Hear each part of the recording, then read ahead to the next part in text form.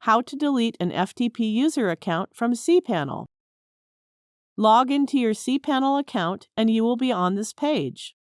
Go to the Files section and click the FTP accounts. Now scroll down to the FTP accounts section. Here, locate the FTP account which you wish to delete. Then click on the Delete option given in the same row of that particular FTP account. Do not use the Delete the user's home directory option. Otherwise, the data inside your FTP user account will also be deleted. It will be unrecoverable until you restore it with a backup. Now, click the Delete button to confirm it. The selected FTP account has been removed from the list. Thank you for watching.